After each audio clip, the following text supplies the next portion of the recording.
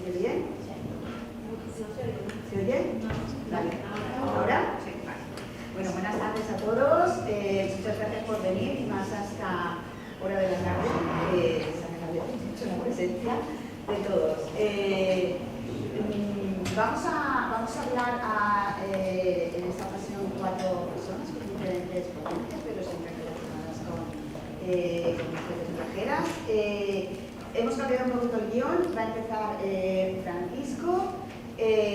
Nos va a hablar sobre algo muy interesante también, porque creo que casi todos estamos hablando de viajeras románticas, y Francisco nos lleva a un tiempo un poco anterior, perdón. Y bueno, os presento brevemente a Francisco, aunque no necesita demasiada presentación. Francisco es catedrático de Historia del Arte en la Universidad de Granada, Francisco Sánchez Montes. Ha participado y dirigido varios proyectos de investigación de modo preferente sobre Andalucía y el Reino de Granada entre los siglos XVI y XVII, abordando estudios enfocados a la población e historia de la familia. Como docente e investigador, junto con la labor en su universidad, ha desarrollado varias estancias en Brasil, en la Escuela de Altos Estudios de Ciencias Sociales de París o en la Universidad de Viena. Sus publicaciones se centran en temas de población y el pasado de la familia, la Andalucía del siglo de oro, la ciudad del barroco o las minorías marginadas. Posee numerosos estudios en torno a Granada, destacando los relativos a la crisis del siglo XVII y sus habitantes, sobre todo el barrio del Realejo o las más recientes dedicadas a la Alhambra. Cuando quieras, Francisco. Muchas gracias, Cristina. Pido perdón por saltar el orden establecido y agradezco a las compañeras de la mesa la generosidad. Se debe a las circunstancias de la prisa que me acompaña. Estaré el rato posible y luego tendré que salir porque tengo que estar en otra historia, en otra actividad. Sin embargo, lógicamente, mis primeras palabras son de agradecimiento a las organizadoras, a los organizadores, que quiero ceñir en la figura de Alberto Egea, al que agradezco su amabilidad. Él es el impulsor, en mi opinión, de estas jornadas, lo cual es una excelente idea.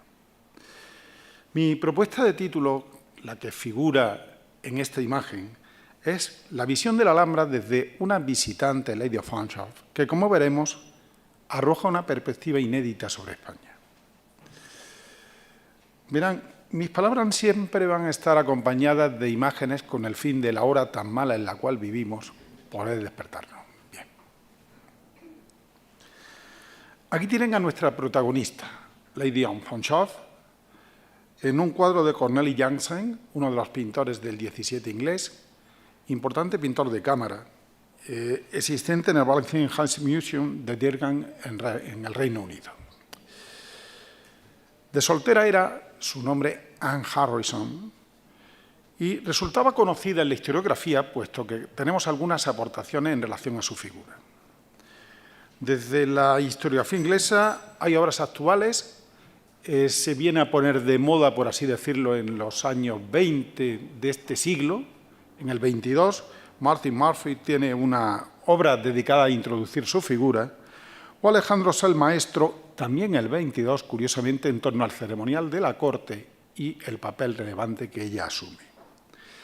Y en el caso de la historiografía española, bueno, a ella se han acercado María Castañeda, Fernández, en el 22 también, fíjense qué curioso, todas 22. Cristina Bravo Lozano, con los ecos de la Restauración, o Tania Robles Ballesteros. Ya antes, sin embargo, obviamente existió un interés en acercarnos a una mujer del siglo de oro, y en especial por su singularidad, por su perspectiva multidisciplinar, como luego veremos. Porque Eduardo del Río, en 2004, en la revista alicantina de estudios ingleses, ya nos dice del interés de estudiar su figura, o la propia María Castañeda, a la cual he citado, ya hablaba de un ejemplo de transculturalidad en el caso de esta mujer inglesa que viene a España. Esto estuvo publicado por un compañero y amigo, el profesor Juan José Iglesias Rodríguez, al que quizá ustedes conozcan, de la Universidad de Sevilla, y con el cual a mí me unen lazos y proyectos de investigación.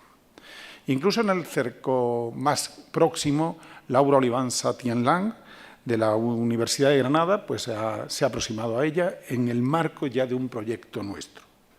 Porque a mí, en lo personal, lo que concierne a ella, tiene que ver con Felipe IV y el viaje de Felipe IV al sur, a Andalucía, cuando en el 600 recorre los 3 reinos de Andalucía, como recuerdan, el reino de Jaén, el reino de Córdoba y el reino de Sevilla, más el reino de Granada, una realidad diferenciada que va a permanecer hasta el año 1833 con la creación del sistema de provincias. Por tanto, debemos de identificar que una cuestión es Andalucía y otra es el reino de Granada, como 2 realidades espaciales distintas. La construcción de su memoria procede de un libro muy reciente, por nuestra parte publicado en el 24, es decir, en este año, con la aportación en la que a mí me coadyuva conmigo la profesora Rocío Sumillera, una magnífica filóloga inglesa, pero que tiene una virtud, el conocimiento de la paleografía del siglo XVII y la transcripción de la letra del inglés, que, como saben, es endiablada en aquel periodo. No lo es menos en el castellano, pero bueno, tiene un gran mérito que tengamos en nuestra universidad el lujo de tener a una investigadora que sabe transcribir del inglés directamente. Créanme que esto es un lujo y desde el primer momento nos pusimos de acuerdo en enraizar a un matrimonio en España, a realizar una indagación de su lectura y de su papel en nuestro país. Y esto nos llevó al Archivo General de Simancas o bien a la British Library, donde existe un manuscrito muy poco conocido dedicado a ella. Si les presento su figura, obviamente también le tengo que presentar la de su marido. Este es Sir Richard Fanshawe, de autor William Dobson, un autor que nace en 1611 y fallece en 1646, fallece muy temprano, pero que trabaja en la corte y sobre todo en esta maraña que se produce en el tiempo cromwelliano, que, como saben, quiebra la monarquía y en aquel momento produce una Inglaterra convulsa. Bien, hay una relación dual, no se puede entender a Lady Anne sin su propio marido, sin Sir Richard. Para mí pesa en ella la figura y el análisis de su mujer, pero sin olvidar la perspectiva de él. Sir Richard nace en 1608 y fallece en 1666. Lady Anne en 1625 y fallece en 1680. Por tanto, se llevan 17 años de diferencia. Y además, en el caso de Lady Anne, es el segundo enlace de Sir Richard. Ella, cuando se casa, tiene 19 años y cuando escribe sus memorias en 1676, nos habla que tuvo 14 hijos, lo normal para su época. 5 de sus 6 varones van a fallecer muy pronto, junto con 4 de sus 8 hijas, más 6 no natos, como ella misma nos escribe en las memorias, sumando 126 meses de embarazo, 10 años y medio de preñez. De los 22 años de vida marital, prácticamente la mitad de su vida marital fue una mujer en embarazo continuo. Yo creo que esto tiene un papel importante para comprender también el rol de la mujer en la historia y en el pasado. Si tenemos en cuenta que incluso ella ha de despedir forzosamente a su hija Elizabeth, por ejemplo, fallecida en Madrid, y a la cual entierra en la capilla del Hospital de San Luis de los Franceses. Es decir, algunos de sus vástagos quedaron enterrados en su paso por España. De hecho, hay un cuadro, me costó cierto trabajo, perdón, porque aquí, esta es la portada de la construcción de la memoria, pido perdón porque ya empiezo a correr, cosa mala en mí, ¿no? Y aquí tienen un cuadro de ella embarazada. De ella embarazada, preñada por Marcus Greutrus, un pintor de origen probablemente griego, que trabaja también en el marco londinense, y que nos refleja el tiempo histórico de una mujer. El tiempo de un siglo XVII, de una Inglaterra en crisis que decapita a su rey. Les recuerdo que Carlos I fue ejecutado en 1649, en el momento en que se instaura la República, en el momento en que se sumerge en la convulsión política de ese periodo cromwelliano, en el Lord Protector de Inglaterra. Sir Richard siempre se puso al lado de su rey, cueste en aquel momento lo que pudiera costarle de desgaste político. Fue secretario de guerra del príncipe de Gales. En 1644-1648, en una Inglaterra en crisis, él tiene credenciales para venir a España, donde fue enviado con el fin de obtener dinero para la causa regia. Este es el enlace y el nudo gordiano para él. porque España está en el camino de Sir Richard antes de casarse con Lady Anne. Está en 1624, en el viaje de Carlos I de Inglaterra, les recuerdo cuando, acompañado del duque de Buckingham en 1623, intentó aquel matrimonio frustrado del heredero inglés con la infanta Mariana. Era un tiempo aún de cordialidad entre ingleses y españoles. Yo encontré un documento de un regalo a Lord Bristol, establecido en Cádiz en 1624, lo cual es sorprendente porque ya es una fecha tardía, y en aquel momento Walter Aston, como embajador de Inglaterra, recibe un regalo directo del monarca. Les digo esto porque estamos en un momento inminente al intento anglo-holandés de la conquista de Cádiz, del asalto a Cádiz, de la quiebra final de la cordialidad de las 13 colonias de los Países Bajos y de los propios establecimientos de un estatus comercial que se va a convertir en bélico con Inglaterra. Hay que entender a Sir Richard desde la idea del llamado Grand Tour. El Grand Tour, por el cual los jóvenes de la aristocracia europea recorrían diversos países, esa búsqueda del exotismo, de la educación mediante el conocimiento del otro, la noble instrucción, definida en 1570 por John Lipson como la Nobilitas Eruditia Peregrinazione, o el viaje del noble y la erudición. En 1635 Lord Aston va a nombrar a Richard su secretario y de nuevo a viajar a Madrid 3 años después, y en 1638 se convierte en encargado de los asuntos exteriores de Inglaterra en España. Junto con esto hay que entender que él es un precursor del hispanismo.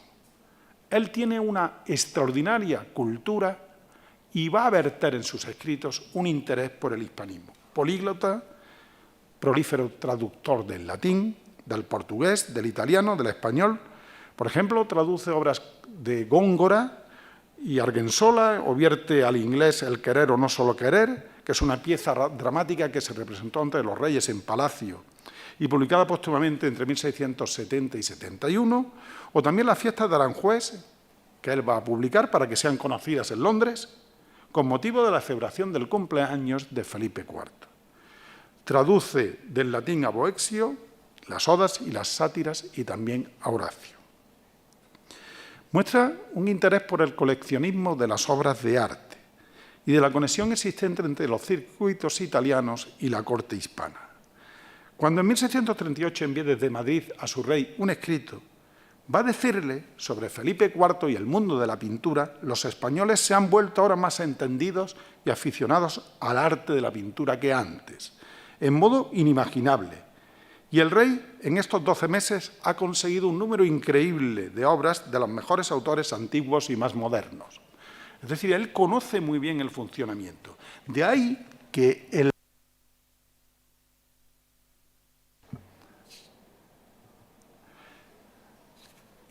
le fuera atribuido a Velázquez. Es decir, este retrato de Sir Richard fue atribuido a Velázquez. La documentación en relación a él procede del Archivo General de Simancas, de los libros de paso existentes en archivos simanquinos, porque en julio de 1671 la viuda de Sir Richard pide permiso para trasladar el cadáver de su marido por el puerto de Bilbao con destino a Londres. Su solicitud es respondida por la reina y le dice que sirva de darle diligencia para sacar de estos reinos la plata labrada, el servicio, las joyas, las pinturas y todas las cosas que ellos posean, recibiendo un otorgamiento de las 3 cédulas que se conservan sobre el libro de paso. Y entre esas 3 cédulas se habla de este retrato, no signando al autor. La posible atribución es un tema a estudiar y queda velada todavía en el misterio que rodea al propio matrimonio. Bueno, pues ya lo tenemos situado, vamos por tanto a unir al matrimonio. El matrimonio se casa en 1644 en plena guerra, en la campiña de Oxford. No es un enlace de ventaja, pues la familia de Harrison, la familia de ella, vive en la más absoluta ruina debido a la incautación de los revolucionarios ingleses. Y llegan a España en 1650, nos va a decir Lady Anne, huyendo de la espada y de la peste. Llegan, en concreto, a desembarcar en el puerto malacitano, en Málaga.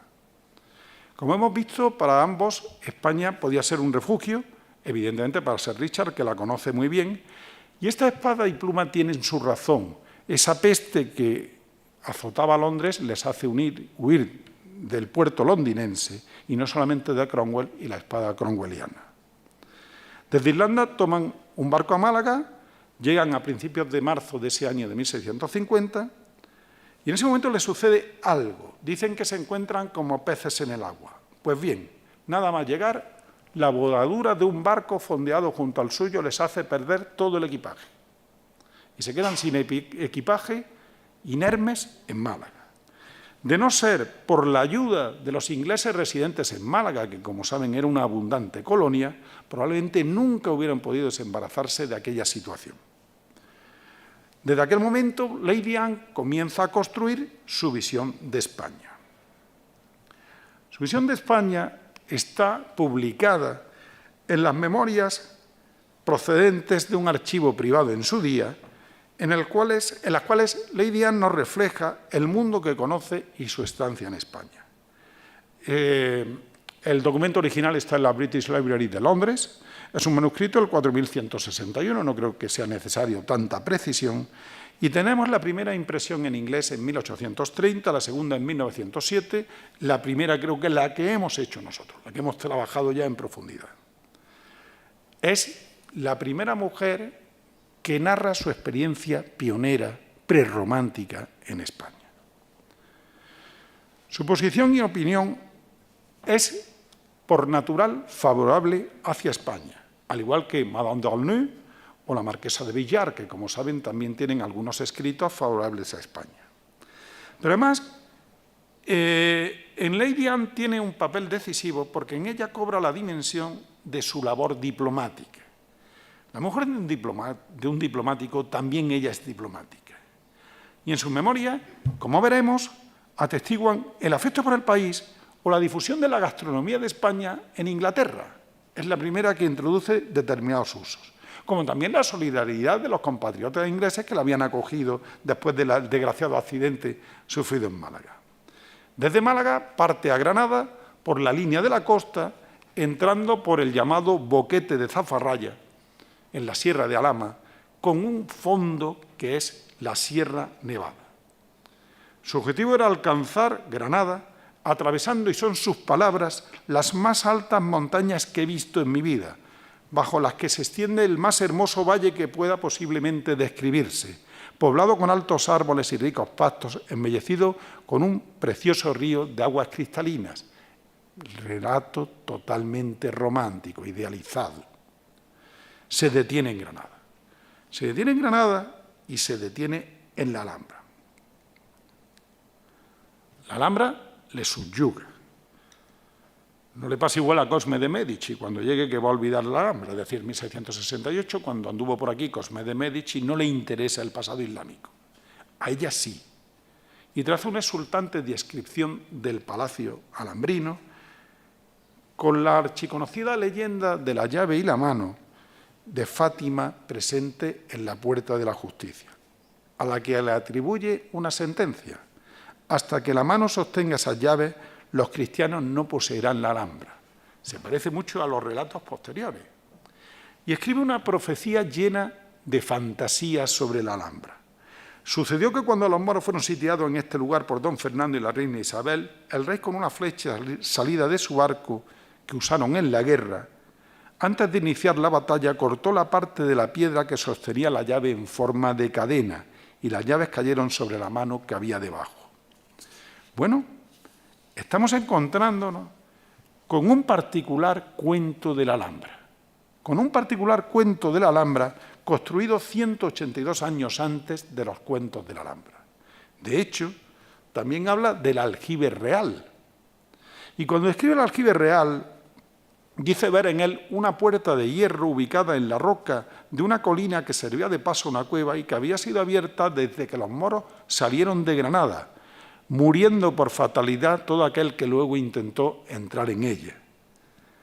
Llega a decir que no entra en razón al escribir, anulando que en su fantasía todo aquello que dice puede no ser cierto, pero es el mundo de ese romanticismo.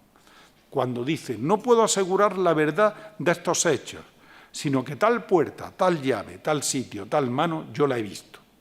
Sanciona la idea para dar veracidad a su planteamiento. Y ya que pasamos por la Alhambra, yo no voy a dejar de citarles alguna curiosidad coetánea. En la Alhambra del siglo XVII eran frecuentes los expolios, lógico, y en ocasiones las donaciones de materiales para la ornamentación de determinados lugares. Caso de la columnata de la Virgen del Triunfo de Granada, elevada, erigida con un desecho de una de las columnas que nos acompañan en este palacio del emperador Carlos. Además nos encontramos con el cobro de entradas para visitar la Alhambra. Esa es la primera vez que yo he visto esto. El alcaide del Cuarto de Comares, Fernando de Contreras, con la ayuda de una tal María Lanieves, una esclava liberada, este apellido Nieves nos hace pensar que pudiera ser gitana en origen, permitía el acceso al recinto palaciego a todo visitante, pero siempre previo pago de un dinero, sin importarle el deterioro del sitio. Su argumento era que había que mantener limpio el recinto para que los visitantes vieran limpio el patio de los Leones. Fíjense que el Cuarto de Comares, perdón. Fíjense qué cosa más curiosa. O bien, en este mundo que se está construyendo, también se habla de la Sala de los Secretos, porque Francis Willenberg, un ornitólogo e histiólogo inglés, alumno de John Ray, que es el padre de la ornitología científica en el mundo, falleció muy joven, con 36 años, escribe para la Real Sociedad de Avances de las Ciencias Naturales londinense que hay una Sala de los Secretos en la Alhambra a la que acuden una gran cantidad de gente que no se atrevían a vivir en la ciudad por deudas y otras causas, pero que hablan en las esquinas de un lugar sin entender los que están en el centro, lo que escuchan en la esquina. Como ven, creo que tenemos planteamientos que luego crecerían y germinarían. Bueno, pues tras el fugaz y feliz momento granadino, al poco de dejar la ciudad, Lady Anne sufre tras el triste fallecimiento de la primera hija, la cual le muere en España, y llega a Madrid. En Madrid les traigo esta vista del Alcázar y el puente de Segovia hacia 1670, un cuadro anónimo. Va a establecer ya un lugar en el que recibe agasajo. Su marido se acerca al embajador inglés, Mr. Poynton, y Lady Anne se relaciona con la duquesa de Alburquerque. Suceden visitas culturales, visita Aranjuez, el Buen Retiro, el Escorial, en el cual se interesa por las pinturas. La impresión del Panteón Regio del Escorial tiene que recibir un permiso especial para poder visitarlo. Es el momento de la recompensa. Con la llegada de la Restauración se recompensa la figura de su marido. Cuando tengan que regresar a Londres, ya su marido va a ser nombrado embajador. Primero en Portugal, seguidamente en Cádiz, y Sevilla va a entrar en España y va a pasar por Sevilla, como les digo. Bien. En Sevilla va a recibir a una ciudad que, aunque dice que está postrada por la miseria, lo va a recibir con todos los agasajos. Dice de los reales alcázares que poseen habitaciones principescas, jardines, terrazas, paseos, estanques, estatuas. Se realiza un festival de trompa en Sevilla en honor del matrimonio por parte de José Román de la Torre y Peralta, uno de los grandes del barroco sevillano, de la laudatio sevillana, de las estrofas del barroco. Y llegan de nuevo a Madrid. Muy rápido, en Madrid se instalan en la Casa de las 7 Chimeneas, aquella casa diseñada por Juan de Herrera, que fuera en el 18 la vivienda de Esquilache, una casa que tiene que disputar con el embajador de Venecia, que se resiste a dejar la casa hasta que, combinado por el rey, la tuvo que dejar. Fue su última visita y su último lugar como matrimonio en España, porque allí incluso se pensó en enterrarlos, donde tendrán entierro sus difuntos y él mismo, se refiere a Sir Richard, si Dios dispone de sus vidas. Hubiera sido el primer cementerio inglés de Madrid. No fue así porque fue trasladado. Les recuerdo que Mr. Hall, secretario embajador Lord Dibjet, cuando falleció en Cantabria, fue arrojado al mar para que no pisara tierra su cadáver, tierra cristiana, y los pescadores cántabros sacaron su cadáver porque dijeron que aquello maliciaba un augurio de mala pesca. Por eso les digo que el hereje en tierra cristiana parece que no pega nada, ¿no? Ella, una vez muerto el marido, recibió la posibilidad incluso de asistir desde esa casa a el entierro de Felipe IV. La reina le permitió en palacio visitar el lugar del velatorio de Felipe IV. Esto está recogido no solamente por ella, sino además pues, por una serie de autores. Uno de los importantes, Martin Hume, lo recoge posteriormente en las cartas de Felipe IV a la decadencia de España. Y por último, y pido perdón, era el corazón de la inglesa en relación al elemento de la cultura. El libro de recetas. Significa mucho más que un título que ella nos legara un manuscrito con sus recetas sobre España. Es un recetario que le regala a su hija Caterina sobre el modo y preparación de diversos platos y costumbres españolas.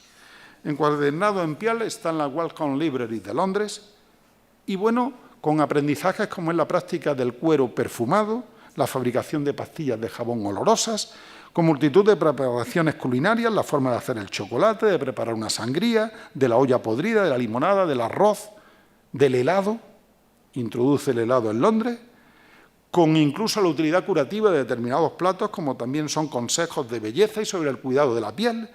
Y un ejemplo fue una receta para melancólicos, salsa de perilla, uva, camomila y vino blanco, con la cual intentó curar a su marido de unas fiebres de origen desconocido que no impidieron que al mes y medio muriera su esposo embajador. Obviamente detrás está la comida como interpretación, todos sabemos, mesa y diplomacia, cómo caminan juntas. Pero Lady Anne fue una aventurera en un mundo de hombres, amante de España y, en mi opinión, precursora del romanticismo. Muchas gracias.